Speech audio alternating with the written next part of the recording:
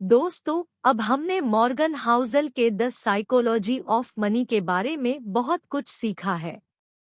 हमने ये सीखा कि पैसे के साथ जुड़ी साइकोलॉजिकल फैक्टर्स हमारे financial decisions, financial security, relationships और हैप्पीनेस के लिए बहुत इम्पोर्टेंट है।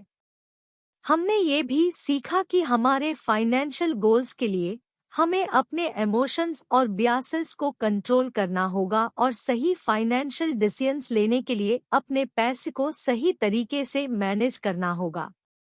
हमने ये भी सीखा कि हमारे फाइनेंशियल सिक्योरिटी के लिए हमें अपने पैसे को लॉन्ग टर्म पर्सपेक्टिव के साथ मैनेज करना होगा और फाइनेंशियल सिक्योरिटी के लिए सही इन्वेस्टमेंट डिसीजंस लेने के लिए अपने पैसे को सही तरीके से डाइवर्सिफाई करना होगा। और हमने ये भी सीखा कि हमारे रिलेशनशिप्स और हैप्पीनेस के लिए हमें अपने पैसे के साथ जुड़ी साइकोलॉजिकल फैक्टर्स को अंडरस्टैंड करने के लिए अपने रिलेशनशिप्स और हैप्पीनेस के लिए सही बैलेंस मेंटेन करना होगा।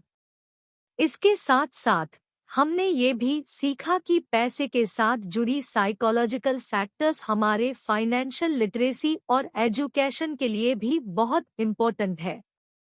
इसलिए हमें अपने पैसे के साथ जुड़ी साइकोलॉजिकल फैक्टर्स को अंडरस्टैंड करने के लिए और फाइनेंशियल लिटरेसी और एजुकेशन को इम्प्रूव करने के लिए फाइनेंशियल एजुकेशन और रिसोर्सेज के साथ ही अपने पैसे को मैनेज करना होगा।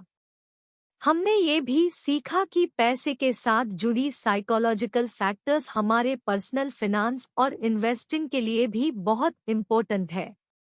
इसलिए हमें अपने पैसे के साथ जुड़ी साइकोलॉजिकल फैक्टर्स को अंडरस्टैंड करने के लिए और पर्सनल फिनांस और इन्वेस्टिंग के लिए सही डिसीजंस लेने के लिए फाइनेंशियल एजुकेशन और रिसोर्सेज के साथ अपने पैसे को मैनेज करना होगा। हमने ये भी सीखा कि पैसे के साथ जुड़ी साइकोलॉजिकल फैक्टर्स हमारे रिटायरमेंट प्लानिंग और वेल्थ मैनेजमेंट के लिए भी बहुत इम्पोर्टेंट है।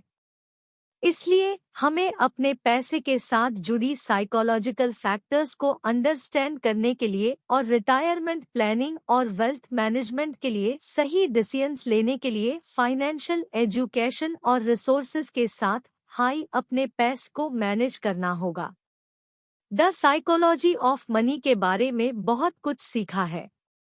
हमने सीखा कि पैसे के साथ जुड़ी साइकोलॉजिकल फैक्टर्स हमारे financial decisions, financial security, relationships, happiness, financial literacy, personal finance, investing, retirement planning और वेल्थ मैनेजमेंट के लिए बहुत इम्पोर्टेंट है और हमें अपने पैसे के साथ जुड़ी साइकोलॉजिकल फैक्टर्स को अंडरस्टैंड करना होगा और सही बैलेंस मेंटेन करने के लिए अपने इमोशंस और बियासेस को कंट्रोल करना होगा।